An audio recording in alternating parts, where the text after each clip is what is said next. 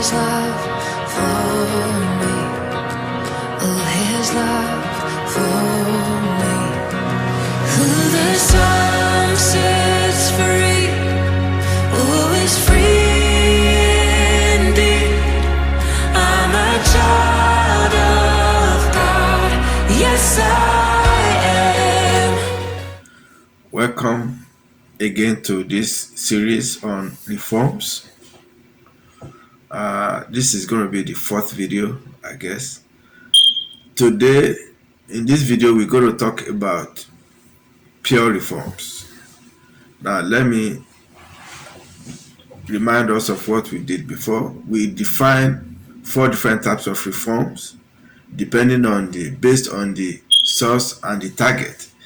If the reform is coming from the church and is targeting the church, that's church to church reforms, we call that spiritual reforms.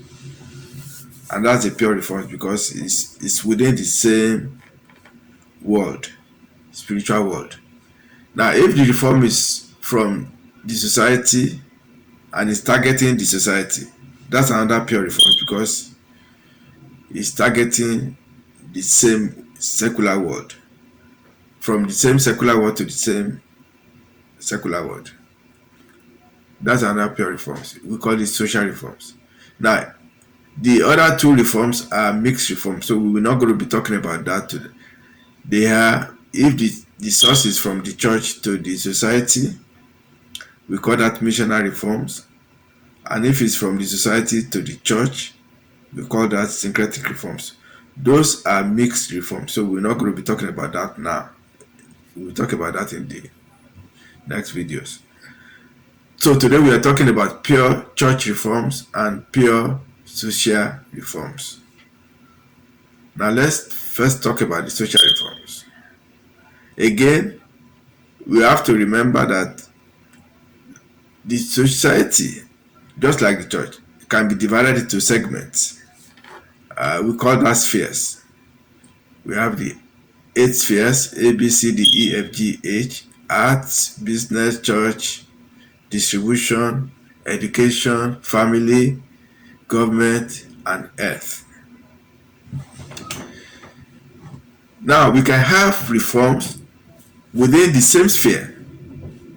That is, if I choose the family sphere, reforms within the family sphere.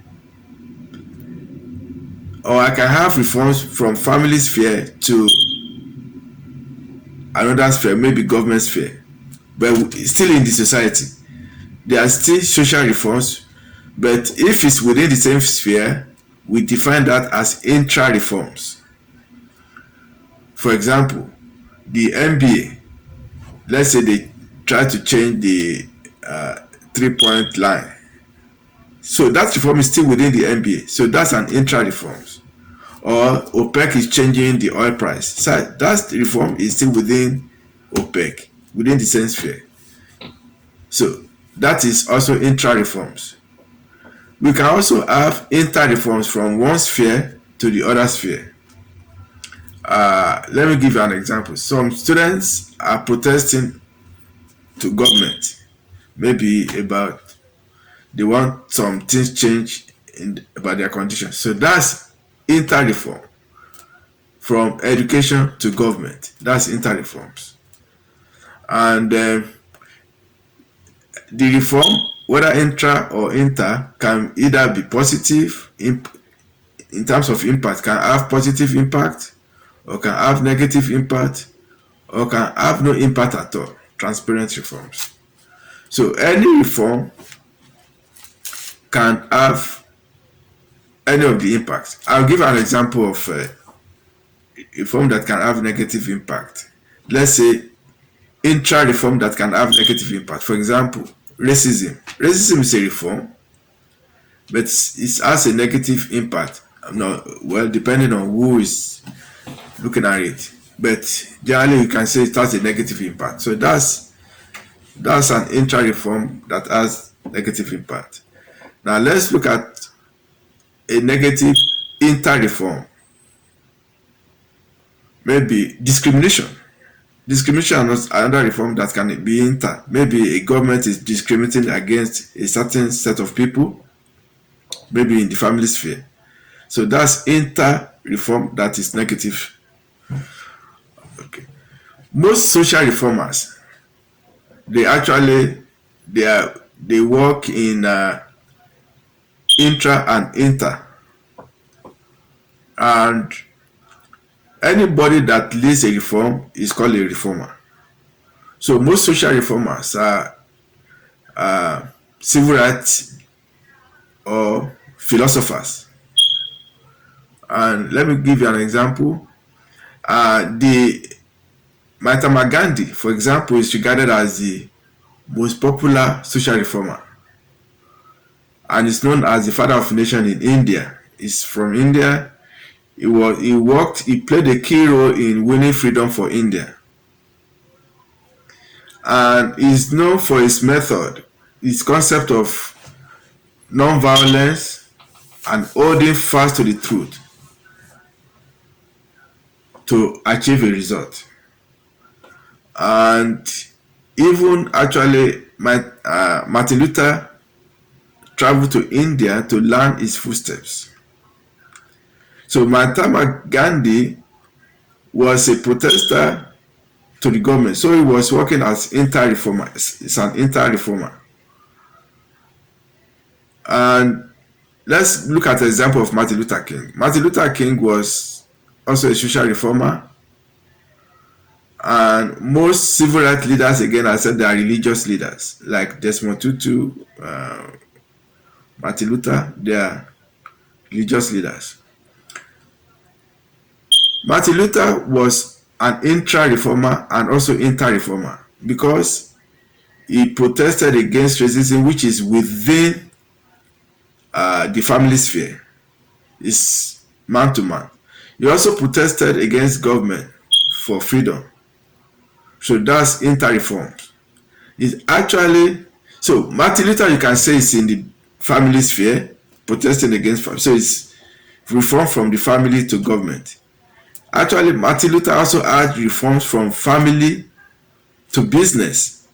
For example, in 1955, he called for a boycott of buses because he just wanted to use that to paralyze business, the bus. And this lasted for a year and affected businesses. So that was a reform from family to business. So that's a social reform.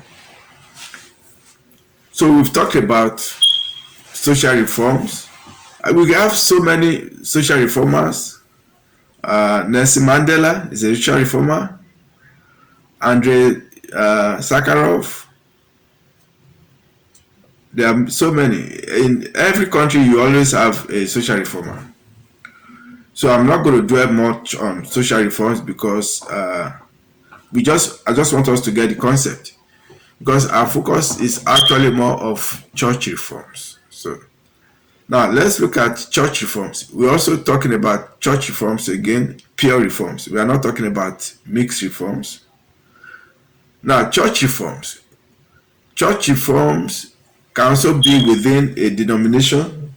If you break church into segments, you have denominations. It can also be within a denomination or across denominations. But as I mentioned in the last video, we're going to be looking at church reforms as one, because it becomes very more complicated to treat church as segments. So we're going to be looking at church reforms, church as one. Now, when a church reforms from church to church have a positive impact, we call it reformation. Although the Reformed theology, they define reformation as the movement that started in 1517, started by Martin Luther. But in the biblical sense of it, reformation started right from the first century, right from the apostles. Because if you define reformation as an act that will change a culture, the apostles started reforms. For example, they created the first deacon, the first offices, church offices, deacons and bishop. Those were the first offices. If you read Philippians 1, chapter 1, verse 1, you see that Paul and Timotheus, they were with deacons and bishops. That was the first office created by the apostles. Now, after the apostles, church reforms, church to church reforms are majorly to develop doctrines. That's what you do in church to church reforms: doctrine, creating office, church administration. That's what you have in church to church reforms, spiritual reforms. The major doctrine in the church that developed, actually, grace doctrine started from the first century too, from Paul, which the Jews initially believed that grace is only for the Jews, but it was Paul who let us know that the grace is for everybody and the Gentiles too. Now, the major doctrine in grace theology, the major doctrine actually started in the 5th century when a theologian called Pelagius made a statement. He said, man has free will and is able to choose good from evil. He also claimed that each person is born new without inheriting Adam's sin. That was what actually triggered the first long debate on grace. Because Augustine, who was in Egypt then, of Alexander, and Augustine is regarded as the father of Catholics because he was the one who started most of the doctrine that is used in Catholic. I was a theologian. Augustine responded with 5 major points, and that's where the doctrine of grace, really major debate on the doctrine of grace started.